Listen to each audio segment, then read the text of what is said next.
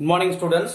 Today now we are discussing about reproduction in organisms. Budding அப்படிங்கிற ஒரு heading. What is budding? Budding அப்படிங்கிறது one of the asexual reproduction.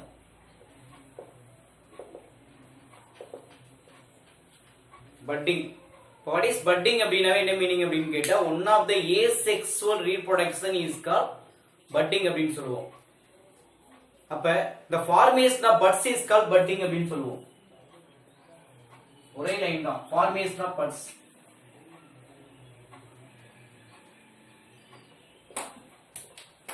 Formation of buds is called budding அப்படினு சொல்லுவோம். சரிங்க okay. முட்டுகளை உருவாக்கக்கூடிய ஒரு செயல்பாட்டுக்கு என்ன பேர் அப்படினா budding.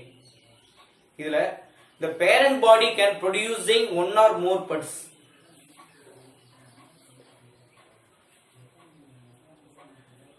Parent body produce one or more buds, then and each buds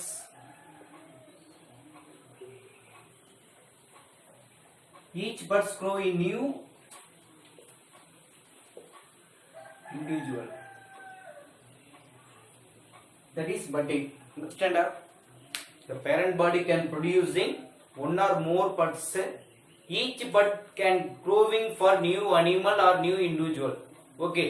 இப்ப the buds are separated from parent body, then followed by normal life. Understand? இதுல பாத்தீங்க அப்படின்னு கேட்டா ஒரே லைன் தான். The buds one or more buds சொல்லிருக்கோம் இல்லையா? The buds separated from parent body then leads to the normal life. Okay, what are the examples? Sponges and hydra. Okay, இப்போ now sponges. Example sponges and hydra. That is example for budding. One sponges, another one is called hydra. இப்போ first sponges. இப்போ spongesல எப்படி sir வந்து பாத்தீங்க அப்படினா budding formation நடக்குது. Sponges Lycosolineum சொல்லுவோம்.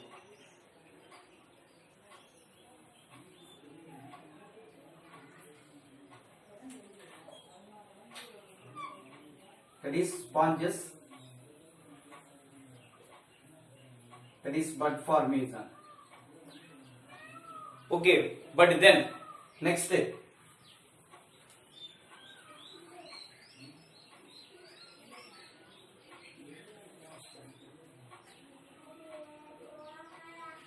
bud grow. Buds என்ன ஆகும்னா grow ஆகும். Growing ஆகும். Buds growing ஆகும். இப்ப மேக்ஸிமம் பாத்தீங்க அப்படின்னு கேட்டா இந்த sponges the buds constrict அப்படினா சுருங்கும். Then detach.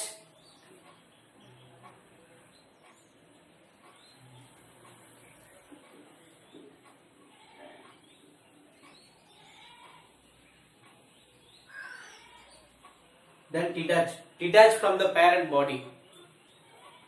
Then develop into new sponges.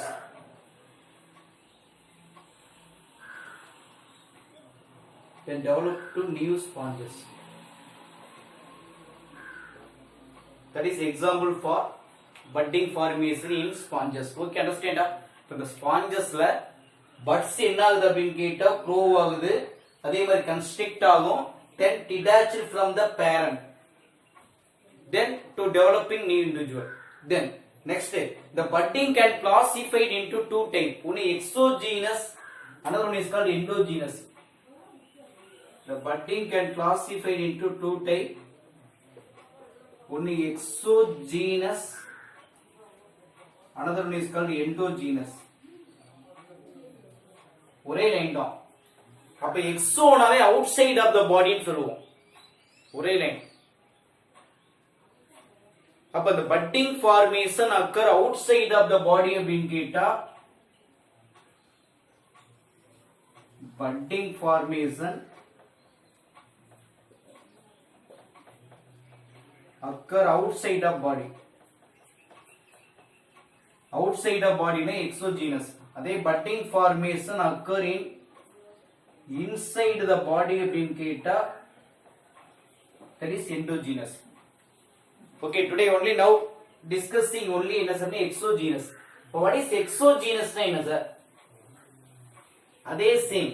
இப்போ exogenous means என்ன சார் அப்படினு கேட்டா என்ன எழுதுவ? The bud formation occurring outside of the body. The example என்ன சார் அப்படினா hydra. ஓகே, இப்போ ஹைட்ரால எப்படி சார் ஃபார்ம் ஆகுது? Okay, the buds are formed in the outer surface of parent body is called exogenous. இதுல doubt இருக்கா? Okay, இதுல hydra வந்து பாத்தீங்க அப்படின்னா ஃபுல், அதாவது ஃபுட் இஸ் பிளண்டி. ஹைட்ராவுக்கு உணவு முழுமையாக கிடைக்கும் போது ஹைட்ராவில் இருக்கக்கூடிய ஒரு செல், it is hydra, tentacles. Okay, இங்க இருக்கக்கூடிய செல் that is a hydra. இப்ப ஹைட்ராவுல இருக்கக்கூடிய என்ன செல்ஸ் என்ன? எக்டோடெர்மல் செல். இன்கிரீஸ், ஆட்டோமேட்டிக்கா இன்கிரீஸ் ஆகும். அல்லது small elevation from the body surface. இதுல அங்க இருக்கக்கூடிய எக்டோடெர்ம் cells.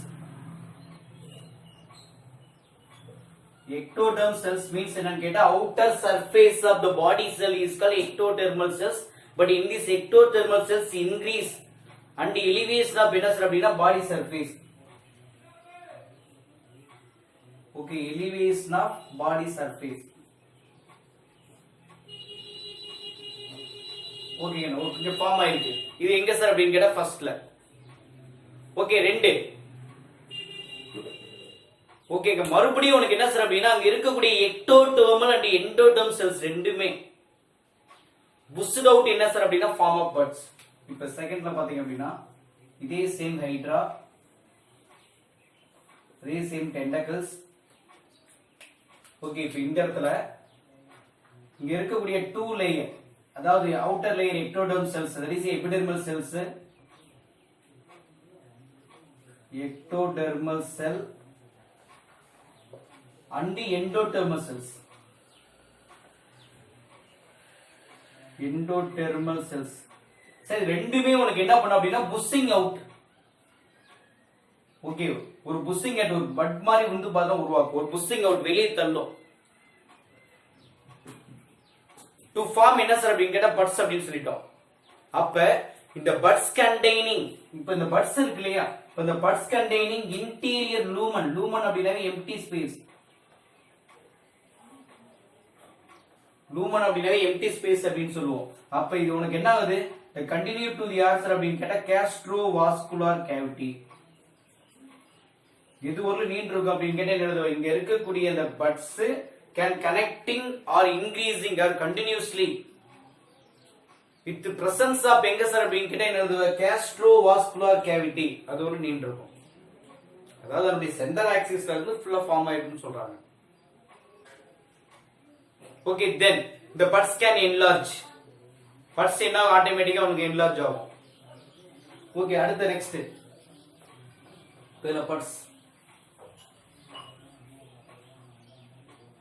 Buds can enlarge. That is a tentacle. Buds enlarge ஆகுது. Buds enlarge ஆகி உங்களுக்கு என்ன சார் ஃபார்ம் ஆகும்? மெயினா வந்து பாத்தீங்க அப்படின்னா மவுத் ஃபார்ம் ஆகும். That is a mouth. Then encircle tentacles. Encircle tentacles. Tentacles form ஆகும். மெயினா வந்து பாத்தீங்க அப்படின்னா மவுத் ஃபார்ம் ஆகுதுன்னு சொல்றாங்க. ரெண்டாவது வந்து பாத்தீங்க அப்படின்னா டென்டக்கிள்ஸ் ஃபார்ம் ஆகும். எங்க சார் அப்படின்னா அந்த ஃப்ரீ எண்ட்ல. ஓகே, தென் ஃபுல்லி க்ரோ, நல்ல முழு வளர்ச்சி அடைஞ்ச உடனே அந்த பட்ஸ் என்ன ஆகும் அப்படின்னு கேட்டா கன்ஸ்ட்ரிக்ட் ஆகும். ஓகே, கன்ஸ்ட்ரிக்ட் ஆகி ஆட்டோமேட்டிக்கா அவனுக்கு கன்ஸ்ட்ரிக்ட் சுருங்கும். தென் மறுபடியும் உனக்கு என்ன சார் அப்படின்னா leave it or separated from the parent body. then separated or detached or separated from parent body can live in a new individual. It can live in an independent life அப்படின்னு சொல்லுவோம். யாரையும் depend பண்ணாம என்ன பண்ணும் அப்படின்னு கேட்டா வாழும்னு சொல்றாங்க. Okay, இது ஒரு செய்தி ஞாபகம் வச்சுக்கோ. தட் இஸ் பட்டிங்னா என்ன? இதுல பாருங்க, பட்டிங் அப்படின்னாவே ஃபார்மேஷன் ஆஃப் பட்ஸ் அப்படின்னு சொன்னேன். Parent body can producing one or more buds. Each buds can growing new animal. இப்ப இந்த buds என்ன பண்ணுது அப்படின்னா separated from எங்க அப்படின்னு கேட்டா என்னது? parent. then to live in independent life தனியா வளர ஆரம்பிக்குது அவ்வளவுதான். இதுல டூ டைப் இருக்கு. ஒன்னு எக்ஸோஜீனஸ் பட்டிங், இன்னொன்னு எண்டோஜீனஸ் பட்டிங். ஓகே, இப்போ எக்ஸோஜீனஸ் தான் இது. எக்ஸோஜீனஸ் பட்டிங் அப்படின்னு சொல்லுவோம். அப்ப எக்ஸோஜீனஸ் பட்டிங்ல உனக்கு என்ன ஃபார்ம் ஆகுதுங்கற எக்ஸோனாவே அவுட் சைடு அப்படின்னு சொல்லிட்டோம். the buds formed in outside of the body is called என்னன்னு கேட்ட exogenous. what are the example? Hydra. ரெண்டாவது, இப்ப ஹைட்ராவோட ஃபுட் இஸ் பிளண்டி முழுமையா கிடைக்கும் போது அங்க இருக்கக்கூடிய எக்டோடெர்ம் செல்ஸ் என்ன பண்ணும்? Increase the size small elevation of the body surface. ஒரு பாடி சர்ஃபேஸ் ஸ்மால் எலிவேஷன் ஏற்படுத்தும். Okay, then the buds contain அடுத்தது எக்டோடெர்ம் செல்ஸ் எண்டோடெர்ம் செல்ஸ் ரெண்டும் கம்பைன் ஆகி டு புஷிங், ஒரு புஷிங் அவுட் ஒரு பட்ஸ ஃபார்ம் பண்ணுது. அப்ப இந்த பட்ஸ்ல இருக்கக்கூடிய வந்து பாத்தீங்க அப்படின்னா என்ன சொல்லுவோம்? அந்த பட்ஸும் யாரோட கனெக்ட் ஆயிருக்கு அப்படின்னா அங்க இருக்கக்கூடிய பேரண்ட்ல இருக்கக்கூடிய கேஸ்ட்ரோ வாஸ்குலர் கேவிட்டியோட என்ன பண்ணும் அப்படின்னா கண்டினியூஷன் இருக்கும். ஓகே, அடுத்தது இந்த பட்ஸ் என்லார்ஜ் ஆயிடுச்சு. உடனே என்ன இந்த கரெக்டா பட்ஸோட எண்ட்ல அப்படியே மேக்ஸிமம் பாத்தீங்க அப்படின்னா ஃப்ரீ எண்ட்ல பாத்தீங்க அப்படின்னா development of tentacles and mouth. Okay, then fully grow நல்ல முழு வளர்ச்சி அடைஞ்ச உடனே இட் கேன் டிட்டாச்சிங் ஃப்ரம், இதான் தட் இஸ் டிட்டாச்சிங், இது அப்படியே விடுபடுது. Detaching from the parent body, parent பாடியை விட்டு விடுபட்டு இட் கேன் லிவ் இன் என்ன சார் அப்படின்னு கேட்டா தட் இஸ் இண்டிபெண்டன்ட் லைஃப் அப்படின்னு சொல்லுவோம். Okay, thank you.